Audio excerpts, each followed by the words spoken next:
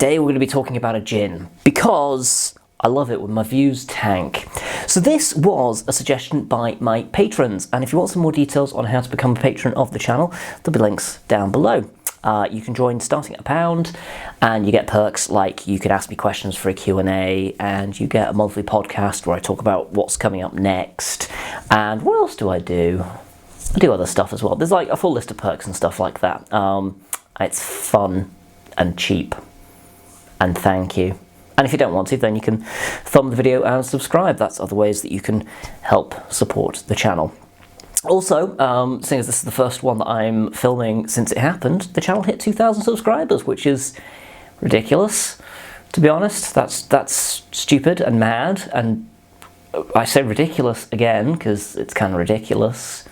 So thank you, all of you guys that are out there that have chosen to support the channel like that. It's ridiculous. So anyway, let's talk about some gin. For November, my patrons picked Porter's. It's a gin. I've had my eye on these guys for some time. They're Aberdeen based, and there's some kooky science behind what they do with their gin that makes it stand out a little bit. I first came across this when I was working at the Cafe Royal, and it was just kind of sat there and nobody drank it, because normally when people go to a pub and they ask for gin, they're just like, I'll just have the chef heard off the telly. And occasionally they might ask for something, you know, a little more off kilter, but these guys just did not have the necessary clout at the time to be something that somebody would necessarily ask for. Things have changed a little bit since then, you know. They're definitely making a name for themselves as an alternative.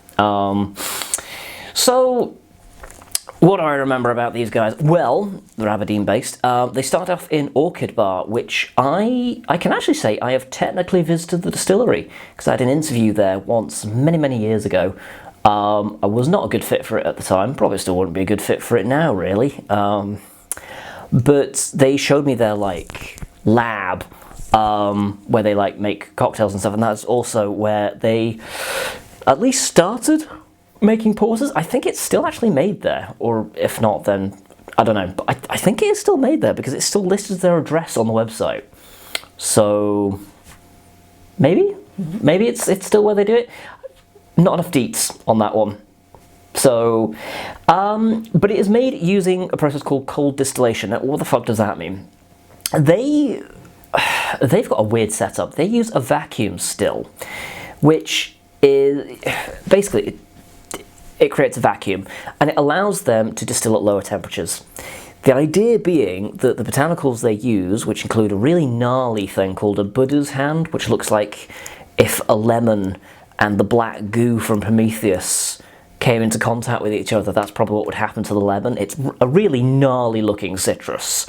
And they use that, and you know, more standard gin botanicals. And what they discovered by teaming up with a load of Aberdeen-based scientists was that my coffee is wearing off. Was that certain botanicals, you can get more out of them at lower temperatures, but in order to be able to distill them, you have to do it at higher temperatures to make a pot still work. So they came up with a contraption that allowed them to distill at lower temperatures by creating a vacuum, which permits that. So this is, in theory anyway, a more delicately flavoured gin. So we're going to put that to the test today by trying it. Now then, we're not too concerned by the colour of this, so I'm going to drink it out of a teacup, because I'm chintzy like that. That's a healthy dose there. This is obviously a miniature. I've dropped the lid. This is obviously a miniature, and it says cold distilled with Buddha's hand citrus. You can maybe make out the graphic. You won't be able to on here. Look at what a Buddha's hand is. It's gnarly. 41.5% alcohol by volume. Created with precision in Aberdeen, UK. And it has juniper in there because, of course, it does. They had a different design originally. Theirs was a more dumpy bottle with a different label, and they've gone for a more bespoke bottling arrangement. So in the teacup, it is clear. Hang on, let me get the... There we go. In the teacup, it's clear because you know, can't... Oh, it's floral. Maybe it's just the influence of like the floral patina, but floral citrusy. Something a little cucumbery about it. It's got like kind of like freshness to it, like a vegetal freshness. Quite heavily perfumed. Bit of alcohol burn because, you know, it's straight gin at the end of the day. It's not the most welcoming of a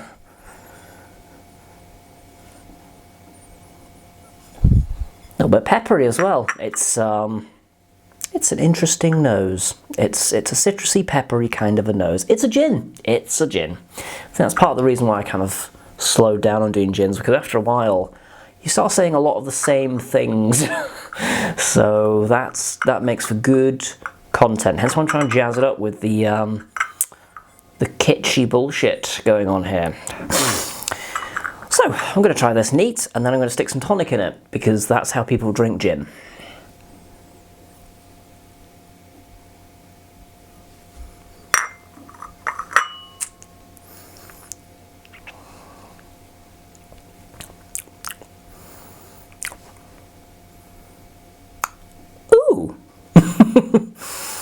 I'm not quite sure how to describe that.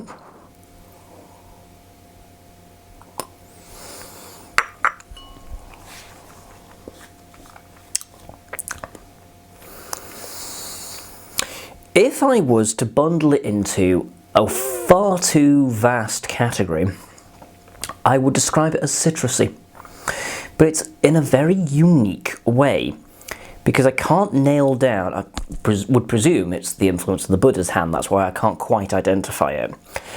It has certain citrusy components, but I couldn't box it in. I'm like, is it a lemon, is it a lime, is it a grapefruit? And I'm like, I know it's in that family, but beyond that, I couldn't really tell you. It's interesting. There's a little bit of like white pepper. It's quite juniper heavy. But there is the flavour feels more, I don't know how to describe it other than it feels more forward. It feels like there's more, it's giving you more than like a standard gin, because sometimes it could be like just a wall of like pepper or juniper. This feels like it's trying to give you a bit more going on. I don't know if that's making any sense. It's nice. So, you know, if you wanted to drink it neat, I guess, you know, you could do that. But most people don't do that. So, I've got a can of Schweppes here. Oh. Can't remember the last time I featured. I don't think I've ever actually featured a Schweppes before. We've done Cushy Doos. We've done that other one, Merchant's Heart. Yeah.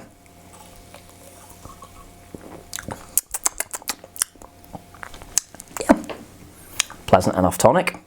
Very fizzy Schweppes, I've noticed actually. Way more fizzy than most other tonics that I've come across. Oh, look how effervescent. There we go.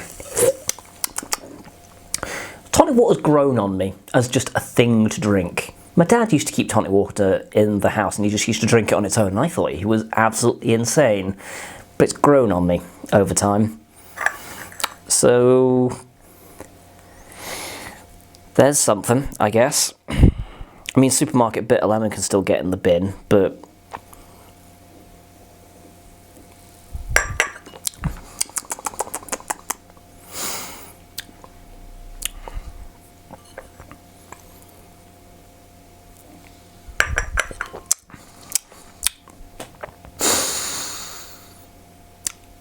one word would be delicate. Another would be absent. It appears to have disappeared. Did I chuck just too much tonic in it? I'm going to put more gin in. Fuck it. My channel, my rules. Right. Got to stir it with my finger as well because I'm a classy bitch. Is this what you wanted, patrons?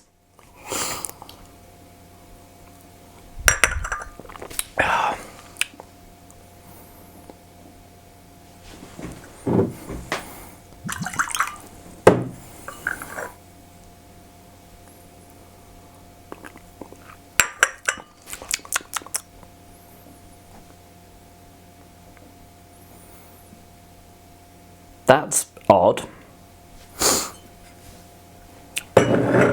Just gonna double check something. Hang on. This is a bottle of Lefroy. No, I've still got my sense of taste and smell. Good. I was worried there for a second, not gonna lie. Okay.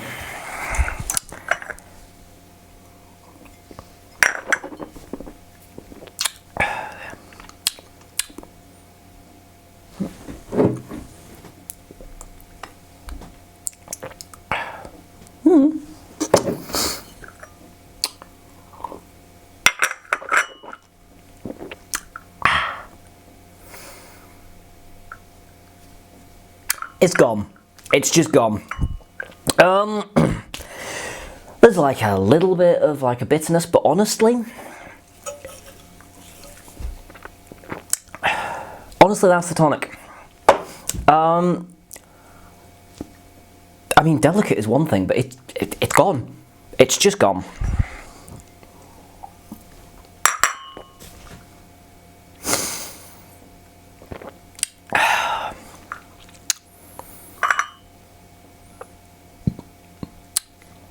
I'm quite disappointed. Wow. There's like the faintest bitter edge to it. That's it. It's just, I've got nothing else to give you because there's nothing else it is giving me. Wow. Wow.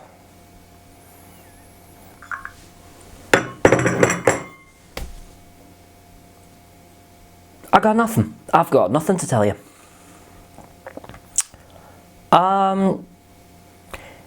You are spoiled for choice on the gin market at the minute. The absolute last thing I wanted to say was pass this over. But having just had that,